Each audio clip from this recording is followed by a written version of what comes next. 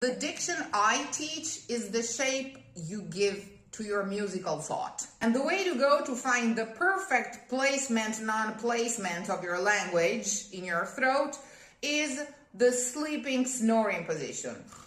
With a clear intention in your mind. And that's what I call diction, to provide a proper warm-up, really as if you were in a sort of meditative state, tall but also relaxed as you can, and as highly spoken as you can, as if you were steaming the voice off the top of your head, off your skull. The best image I've been able to find so far is really to dream your voice away. What Beniamino Gigli used to do by the end of his career, some sort of a ventriloquism in front of the mirror with his own recordings of youth in his ears, in order to have a familiar voice which sang well on his behalf. So his own voice, in order not to copy someone else and to, absorb someone else's sound.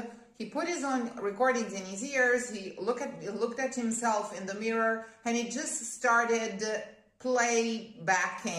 doing a playback, not even a lip sync, because he didn't use his lips at all of the recordings, in order to make sure that he wasn't doing anything too specific, and he was just vocalizing in the most economic possible way, placing the diction far away from the instrument where it could not possibly, interfere with anything. So really give yourself a facial and throat anesthesia, and at the same time use your appoggio to sit on, like a pillow to sit on. The softest thing. There is even a technical aspect, because are you familiar with the work of Tomatisse? Have you ever heard about him? Okay. So Italian became the language of opera, and is so singable because it has no impedance whatsoever. Unlike British English and unlike American, which is very different from British English from a phonatory and from a bandwidth point of view, because languages pass through specific bandwidth, which is why, for example, the Eastern populations of Europe are more prone to learning languages, because they have a wider band that comprehends pretty much the bands of all other languages. So they have a very flexible inner ear. The inner ear is like a parabole, okay? So Italian has an average bandwidth, okay? It sits around, Italian sits around the middle band of frequencies that the human ear can perceive, whereas French and Spanish are very low. British English is very high because it's very wet, so it has a lot of sounds that makes it very high. So Italian is a middle range, but the reason why it's so singable is that it has no impedance. It's spoken very forward, and it involves no muscular resistance in order to shape the consonants, which is a characteristic of pretty much any Anglophone language instead, okay, or Russian as well. So whereas the vowels of some languages are very slow, they take time to shape, and by the time they get into place, you have to switch to something else. Italian is really fast. Italian vowels are still and never merge with the emission of the sound. They are two parallel tracks, as the projector of light and the film running against it, as if it was some sort of filter against spotlight, okay? So it never melts with the light, like in the puppet show I was telling you in the first play. So, mai non ci rechi il sole un tal domani. The diction is always and sits always far, far away from the emission and from the muscular aids that a lot of other languages do require in order to shape their own vowels. Mai non ci rechi il... There's none of that. So the closest guess to a correct Italian is you prepare the instrument by, I want to say, snoring. Yeah, snoring, is that what you say? Okay, when everything is out of the game, in your mind, like a ventriloquist, in your dreams, you start clearly and correctly enunciating the line, okay? So, mai non c'era chi il sole una tal domani. You don't physically shape the vowels with your, they don't sit anywhere specifically in your instrument, your Italian vowels.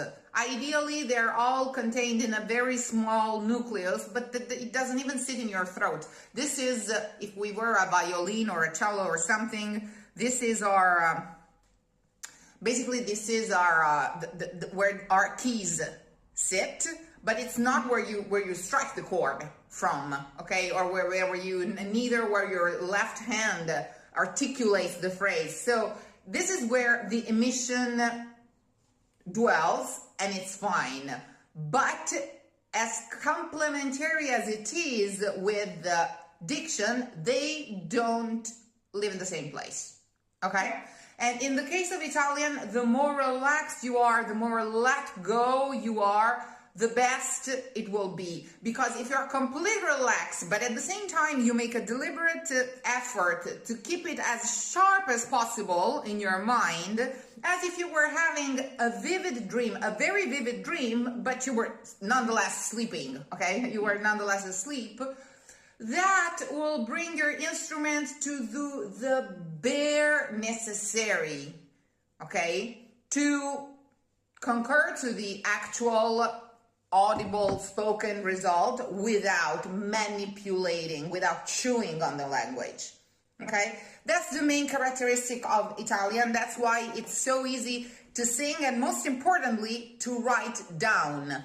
The reason why music writing developed from Italian and not from any other language and Latin before Italian is because Italian is really simple. It has only 7 vowels instead of 22 like Swedish or something. And so it's really easy to write down. It's written down the way it's spoken, and it's written down the way it's spoken because it has very pure vowel, very still. They're always the same, and it's like the Lego bricks. You have the one made of 3, bumps, it's always those. And with those, you can build entire Lego cities, but the bricks are very small, very simple. They always stay the same. And that's why they were so easy to note, to write down, because a vowel that doesn't produce a still sound, and so a clear reverberation, is actually harder to write down. Okay? Yeah. So it's really black and white. It's really chiaroscuro. It's really simple. And the way to go to find the perfect placement, non-placement of your language in your throat is the sleeping, snoring position. With a clear intention in your mind. And that's what I call diction, which is something ultimately invisible. It's like a plaster model you make a bronze statue with, but then when you see the statue, the plaster model is no longer there. You have removed it. Okay? So it's the shape. The diction I teach is the shape you give to your musical thought, ultimately. Okay? So, non intendi, open. Non